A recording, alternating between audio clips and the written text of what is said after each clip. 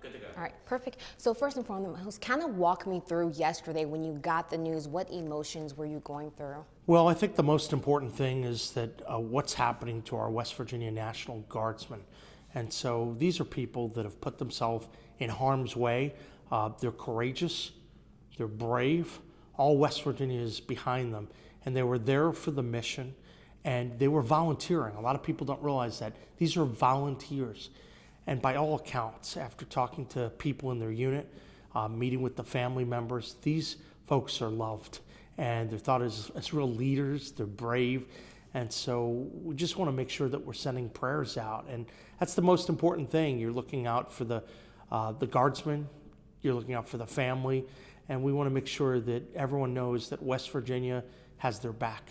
And knowing that these are natives from your area, does that give you any type of emotion, any type of specific feeling knowing that this took place with them? Well, look, this is an unspeakable crime, and these are heinous acts that are committed by a very, very bad person, and we're going to have to ensure that justice is served. And I have a confidence that the feds are going to have a complete and thorough investigation. I've talked to a number of people in the federal government, and I think they're moving, they're doing the right things to make that happen.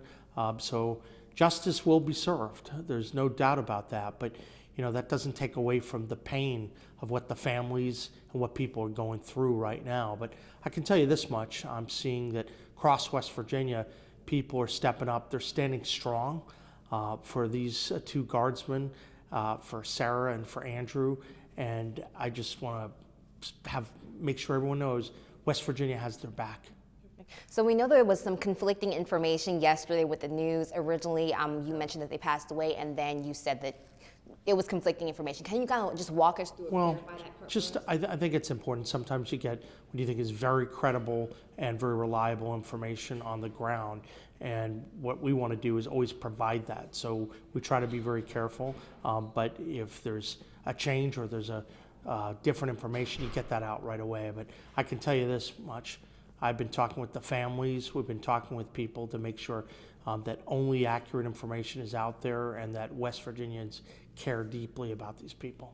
And have you been on the scene? I know you've spoken to the families. What are those conversations like, and what are you feeling when you're out there? Well, I can say this, that some of the people in the unit, some of the people in the families, the only thing they've asked for are prayers, that they're just excited about West Virginians coming together and standing strong for them.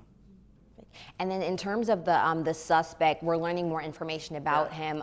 29 years old, originally from Afghanistan, drove from Washington State to the D.C. area. How do you feel about that? Well, look, I can't speak to all the issues with the suspect, but I can tell you that this warrants a complete and full investigation, and it's got to get done. It's got to get done right under our criminal justice system, and I expect that that's going to happen. But justice needs to be served in this case. And at this point, we know that President Trump is looking to bring 500 more troops in this area. Yeah. Knowing what happened to troops from your state, do you think that's still needed at this point? Look, I think that the troops were there for a purpose, and the purpose was to, among other things, to reduce crime. I think they were achieving their purpose. And so I'm very proud of everything that they did. And my focus right now is just on the families, and it's on the state, and that's what we're going to talk about today. But these people were brave, they were courageous, and they did their job. Look what happened in Washington, D.C. when they were there. Crime drops tremendously because of their hard work and the work of many others. And I think that's something America should be proud of tonight. What do you want to see at the end of the day? We want to make sure that we're sending prayers out, and we're supporting our families who are in need and our guards folks who are in need, and that's critical, and we want to make sure that justice is done. Anything else I should have asked? You can look at Yari, but I'm wondering just from I think for Americans, and we always feel there's a little bit of safety here because it's like, who would do something like this where you have such an influx of military? But I think that's what, the Secretary of State called it dastardly, what happened yesterday. So just kind of your thoughts on that. These are heinous acts, and so you don't know what motivates someone to do something this sick and this depraved. But that's what the investigation is going to find out. And I want to thank the folks who responded right away. We had West Virginia Guards person right there, and they return fire and neutralize the person. I think that's really, really important. And so once again, I want to praise our guardsmen for everything they've done, their bravery, and more information is going to come out. Is there anything else that you'd like to add that I didn't ask you about? I appreciate being here. Thank you.